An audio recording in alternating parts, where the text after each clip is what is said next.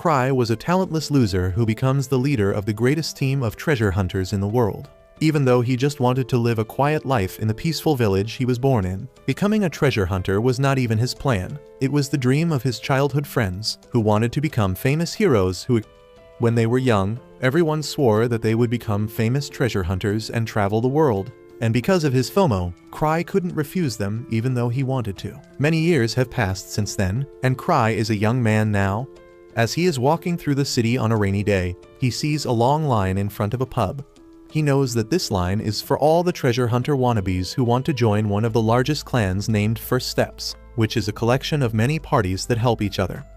Cry joins the queue, thinking about how everyone needs a party to become successful. Every treasure hunter thinks of growing stronger with his party, but he could not do that. Just then, the girl behind him approaches him and starts asking if he is already in a party. Cry turns around and the girl named Ruta introduces herself and says she has just received her level 3 certificate. She reaches out for a handshake, but the incel Cry gets nervous when talking to girls, so he doesn't shake her hand. He still tells her his name though, and Ruta thinks it is enough to keep talking to him. She tells Cry that she always goes solo, but she was having some trouble at a treasure vault called White Wolf's Den, so she decided to join a party. Suddenly, one of the guys in the line starts mocking Ruta, asking if she really thinks she can clear White Wolf's Den at level 3 abilities. He tells her that level 3 hunters are noobs, but she gets angry at Scarface's remarks and tells him to take his words back. He doesn't, and things start getting heated between them.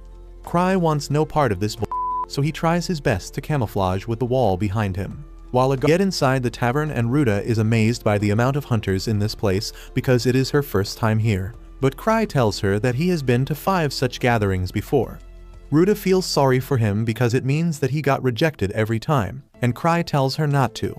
Only those who have skills can become successful hunters, and losers like him must cling to any opportunity to survive. Ruta begins asking him about the parties present here.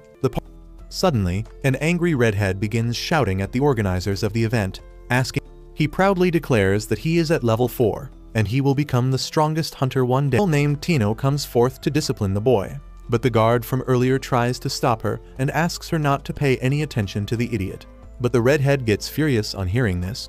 While the fight, they clear the area for the lowly and the redhead to fight, and Cry tells Ruta to come out with him so they don't get caught in the crossfire. He begins leading her outside, thinking he should not have come here. Meanwhile, Tino starts warming up and she suddenly notices Cry and heads towards him, ignoring the redhead's attack. Moments later, Cry falls to the ground as he finds Tino blocking his way with a very suggestive split. Her personality has done a 180, and she is no longer the mean killing machine, but a simp for Cry. She calls him master, asking since how long has he been here. Just then, the blonde named Ark comes there and tells Cry that he is late, because until the clan master and the leader of grievers shows up, they can't start. Everyone is dumbfounded on learning that the pathetic loser on the ground is the leader of the formidable clan, and Cry just wants the earth to swallow him at this point. His story started 5 years ago, when he formed the Grievers Party with his childhood friends to achieve their dream. They went to beginner vaults and cleared them quickly. In one vault, as Cry was standing clueless, his redhead friend told him not to move as he hunted down the monster attacking him from behind. Back to the present, Cry is on his seat with Ark and Tino next. Ark then says that Cry must have come late on purpose to mix with the applicants and assess them while hiding his identity. Cry wants to tell him that it is not true, and he really just wanted to stay low profile.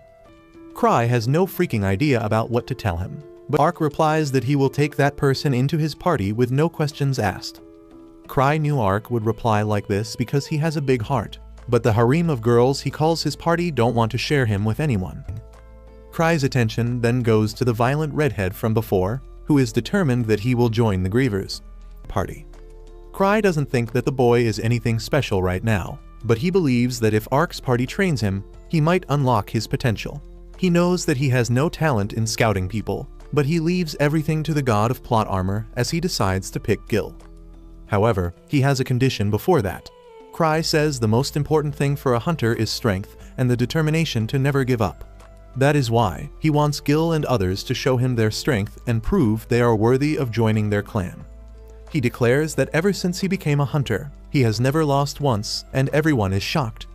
Well, he has never been in a proper fight. declaring that anyone who gets it will get his recommendation to join Ark's party. Ground, and all the hunters present in the tavern start chasing it like mad dogs. Cry declares that the ring is also a treasure item, so he will let anyone who can. As Cry is chilling in his office, the clan vice master Eva comes there to tell him about the mess his little challenge caused yesterday. The entire tavern was destroyed as the hunters tried to get his ring. However, the Explorer Association wants to have a chat with him. Cry asks Eva to send Ark there, but she tells him that the association president has called for him, and on reaching his office, and begins apologizing. Chief Gark is not pleased with this apology. He sends his secretary to give Cry and asks him to choose one as his misbehaves, so he begins skimming through the book to find an easy mission and then dump it on Ark. He finds a mission in a level 3 vault about rescuing some hunters and immediately takes it, unaware that it is the most dangerous one. Once Cry reaches the clan office, he finds that Ark is not there. Tino tells him that he has gone on a long mission while showing the ring she won from the rest of the hunters yesterday. Cry congratulates her and tells her to keep the ring. He then asks if she is free right now, and Tino thinks it is time for her to get to second base with her master, but he just wants her to do the mission he got from the chief. Cry reads the mission details again and finds no problem, so he thinks that Tino doesn't want to do the mission alone. The rescue mission is in the White Wolf's den, and Cry knows exactly whom to send there along with Tino. He forms a party with Ruda, Tino, Scar and Gil, and then watches them from the top. His thoughts suddenly wander to the day 6 years ago. Cry started getting nervous as they approached the door and told his friends that they should head back today. He tried to convince them that he was not fit to be a leader and would only drag them down, but they didn't bother to listen. The redhead named Luke kicked the door open and introduced himself as the strongest swordsman in the world, and just after him, the tan girl Liz declared that she is the greatest thief. Cry cringed so hard at this that he just wanted to die, but he went to the receptionist to fill out the party paperwork reluctantly. No one chose a lame name Grievers for the party, and a poorly drawn skull as their symbol. Everyone told him that the name and the symbol were lame, and they paint them as some kind of creepy weirdos rather than the future strongest heroes. That was what Cry was waiting for, and he said that he just can't get motivated to be a treasure hunter if the party name is something else. He began sighing and whining, saying that maybe he should give up on being the group leader, and that made his friends immediately change their tone. They told Cry that he had a great naming sent them. Poor Cry had no option now, and that is how the Grievers party was formed. Back to the present, Cry stands in front of the 3 treasure hunters who are still processing the fact that he is the leader of Grievers. They ask if he is really the level 8 hunter nicknamed Thousand Tricks, and Tino stops hiding behind Cry as she says that it is obviously true. She tells everyone to kneel before her master if they have understood his greatness. Cry asks her to stop intimidating. The Hunter Association gives accomplished treasure hunters a nickname based on the data and rumors about them, and it is considered a great honor. The redhead Gil can't believe that Cry is the real deal, because he looks too weak. Tino tells him to put a cactus up his black hole, and Cry asks her to stop. She says that she can't team up with people who only run their mouth and are not worth anything. Cry thinks that this describes him perfectly, but he decides to stop dwelling on negative things. Seeing no way out, Cry says that he is dropping Gil from the team, and then asks Gil and Ruda if they will join the mission. They agree, and then Cry begins to leave for his office. Gil suddenly challenges him to a fight and says that he will become his underling if he loses. Cry accepts his challenge, but says that he doesn't have to fight him. Instead, he will find Tino, who is the leader of this team, and if he loses, he will have to stay true to his words. Soon, they come to the training hall, where Gil declares that he won't let his guard down today like he did in the tavern before. He tells and then drops her weapons, saying she doesn't even need them to low diff him. However, Gil throws away his sword too, claiming that he doesn't need it to fight against an unarmed woman, treating her to ice cream. He refuses, but when she insists and pouts, he gives in. Filled with determination, Tino lunges towards Gil before he even has the chance to react. He dodges her first blow, but that was just the setup for a powerful kick that slams him to the wall. Tino is confident that she won, but Gil gets up and charges at her. But then she immediately turns to Cry for praise and says that she became so strong thanks to him. While she goes to his side to receive some encouraging words, Gil lies on the floor, unable to believe that he lost. He recalls how he was always the strong. He became a treasure hunter and came to the capital, forming a party, and the difference in skill between him and his teammates grow too wide. So he left the party and came here. Tino walks up to him, asking him to use his sword if he wants. He refuses, and after that, Cry asks him if he left his old party because of the wide skill difference. But unlike him, their party stayed strong together. He doesn't say the crucial bit that it was his friends that didn't abandon him. Cry touches his sword with his feet, and his body is covered in flames. I believe that Cry can do this much without even holding the sword. After that, Cry reads the details about the treasure vault that Tino's team is supposed to examine. It is called Silver Wolves used to live there. When the wolves were hunted down, the treasure vault manifested. He says that it is too scary, and his secretary, Eva, tells him that he shouldn't have sent Tino and others there then. Cry tells her that it is just a level 3 vault, and Tino is strong, so she shouldn't have any problem. Eva tells him it is just her duty, and then remarks that she heard he used the boy's sword too.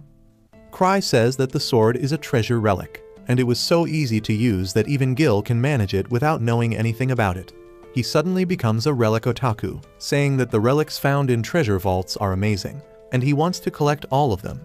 He begins fantasizing about Gil's sword and wonders if he should try to buy it from him. Eva scolds him, saying that he already has too many relics, and he replies that every relic is different, so he can never get bored of them. Cry agrees with her, thinking how their party profits are divided equally, and he earns a lot even though he doesn't do anything. So he goes to a mage in his guild. She gladly charges the relic, while her partner tells Cry that recently a phantom wolf was seen near the White Wolf's den, and it wiped out a caravan that had level 3 guards. He is shocked to hear all this, and now that he sees that they are all level 5, he freaks out, thinking that he sent Tino and others to their death. When the two hunters ask him what is he thinking about, he reveals that he sent Tino to the White Wolf's den with 3 other hunters. They freak out, but think that this is the way Cry trains those who have potential. They say that the atmosphere has started to become creepy. Tino tells them that this is why she asked everyone to write their will before coming here. She knew that Cry had given her a very difficult mission. Not only so she is worried about him, but she knows that Cry can manage things on his own. He remembers the time when they first went on a dangerous mission where they found a cyclops in a goblin cave, which actually broke Luke's special sword. They managed to defeat the beast, but they got pretty banged up while doing that. While talking about it in the tavern, they get approached claiming that newbies like them can't defeat a cyclops. Luke gets pretty pissed at this, but before he could do anything, the girls walk up to the dumbass and show him the head of the cyclops in a bag, which freaks him out as he runs away. Back in the present, Tino's party somehow manages to kill another monster far beyond the level that they are used to, and during that encounter, Gil realizes that the mana in his sword has been completely discharged. He soon remembers that Cry unleashed and he forgot to charge it after that. Scar seems pretty shaken as well, while Ruta breathes hard from the effort of killing just one monster. Scar thinks that they should head back since they don't have the appropriate people or level to deal with these monsters. But Tino straight up rejects their plans, claiming that Cry sent them over for a reason, and there is no way that they are going to disappoint him. She claims that everything is a part of Cry's plan, and even Gil's sword being discharged might be a part of his plan, to attack anyone who comes near the cave. They all hide behind some rocks and discuss their plan further on from here, and everyone decides that it would be for the best if they avoided confrontation here in the open and try to enter the cave first. Gil heroically claims that he will distract the doggos while the others run inside. Tino immediately realizes that Gil has the brain capacity of a toaster, as she tells him that the wolves will doggo-style him if he tries their sword, and even without mana, it is still a formidable weapon. But as the leader of the group, Tino denies it, as she needs to make sure that they all return. Tino comes up with an alternative plan pretty quickly, as she claims that she and Ruta can act as distractions which will stop their Sigma grind set, while Gil and Scar will attack them from behind as if they dropped a soap. Finally realizes how amazing it could feel to fight in a party where your teammates are not complete retards and moves ahead to the next area. Before walking through the next set of caves, Tino stops them, claiming that she can feel the presence of someone nearby. Scar asks whether it could be the people who were lost in the cave, but Tino refuses to believe that, as she thinks that Cry must have arranged for them to fight against a boss monster before they can retrieve the injured party members, since he had already seen several of his friends die when they tried playing the hero. Tino replies that Cry must have saw through him immediately, and that's why he put him in this party so that he can face his fears and grow. She turns around to the rest of the team, telling them that they all were chosen for a reason, as Cry is a god and does to hit them with his axe. They all manage to dodge the hit as they run around, but Scar and Ruta end up falling to the ground. Tino realizes that the monster is incredibly powerful and they need to come up with a plan. She knows his head is his weakness. Whoever could have thought that? Manages to block the attack with his sword, while Scar attacks it from behind, only to get bitch slapped in the face. The monster tries attacking Scar again and breaks his sword. The monster would have killed Scar if not for Tino, who jumps up on its axe and starts running towards its face. She takes the leap of faith, but unfortunately the beast is much quicker and ends up slashing her across her juicy thighs, while she stabs him in the back of the neck as she has watched too much attack. They are all incredibly shocked at this since the boss is already dead. But soon 4 more boss monsters emerge from the darkness, carrying several different weapons as Ruta freaks out. This time even Tino feels like Cry went a little overboard, as one boss was enough. But she is not to quickly enter the nearby narrow cave where the beasts won't be able to chase them. But one of the monsters immediately covers the entrance, blocking their escape. Scar and Gil both speak up, telling the girls that they will act as bait, tells them all to follow him as they start walking through the cave, while he himself is scared as he doesn't know what can happen next on this adventure. He starts reminiscing about how his friends reacted when he first showed them that he is a giant hoarder. He expected them to be disgusted by him as his teammates grabbed a Gucci bag like a total gold digger, but that bag itself was a relic with unlimited space. The girl was immediately rizzed by this and asks what inside. Soon enough the lowly grabbed a bracelet and put it on her, asking Cry what the hell did it do. But before he could reply, the lowly, would someone keep such an item? But his concentration switches over to the reed head. Luke grabs a sword just as red as he is. Cry immediately tells him to drop the sword as it was cursed, but he fails and Luke ends up getting cursed by the sword as he starts trying to slash anyone who came in his way. They held him down to the ground and waited for him to tire himself out before they can grab the sword out of his grasp. Back in the present, he keeps walking with his head down, trying to figure out whether he is going in the right direction. He has absolutely no idea where he is and wishes that someone would take the lead and actually escort them instead. But all the party members have total belief in him as they expect him to know everything. He keeps walking while turning back every now and then, but Tino speaks up, claiming that Cry definitely has some other plans as she already knows the entire layout of the caves and hands everyone some chocolates. Tino starts deep-throating the candy, showing Cry her skills, while Gil seems interested in his relic, but starts talking to Rod, claiming that he never expected a level 5 party to have trouble in this cave, and even the redhead Gil claims that the wolf monsters were definitely strong, but not strong enough to eradicate a fully stacked level 5 party. Rod, Cry can't handle this monster at all, and he wishes that he waited for the pretty boy Ark to handle this mission. Everyone inside the cave immediately turns towards Ark for further guidance, while he decides to trick them to get some more time, and tells Tino that he is making her in charge of this party, and her job is to take them all out of this cave as soon as possible, while he checks up on something. Tino isn't too confident about it and claims that Cry is the best here, but Cry claims that this would be good training and gaslights her into becoming the leader. She shows him her chicken thighs as a reward and claims that she will not disappoint him. They soon start walking through the labyrinth of caves when they soon find they get worried about the phantom showing up. But Rod tells Tino that he will act as a shield for them so they can escape safely. Tino shoots down the idea, claiming that they are all returning back safely since Cry is with them. One of the other members of the injured party claims that he should act as the bait as he is disposable. But Cry tells them that they won't need to do all this as they can simply walk out the cave. Before that can happen though, they start hearing the howls of the wolf bosses coming near them, which immediately puts them all on edge. Suddenly Tino feels something incredibly strong coming towards them. Thinking about all the relics that he has, including the extra lives relic. He currently has 5 extra lives, which means on the 6th hit, he is a surprise attack on the enemy, which will take one of his lives, but is their best bet right now. She tells Cry that she came all the way to the city to meet him, but when she arrived at the mansion she heard that Cry was out in the cave to help. She needs to talk with her student and immediately moves over to Tino, still hiding behind Cry. Tino is so useless that she can't even survive this stupid cave alone and had to ask Cry for help. Gil obs so long but keeps talking trash to a person who is already down in the dumps. Cry is too pussy to intervene while Tino gets on all 4 and apologizes to Liz for her failures in an amazing pose, to be honest. Cry finally thinks that this is too much and intervenes in between, telling Liz that Tino did an excellent job during the quest as she defeated almost all the enemies and even found the injured party members. He tells Liz that she can go east. Cry looks around to see Gil still stuck on the wall like a lizard and decides to rein in his tongue, scared that he might say something wrong.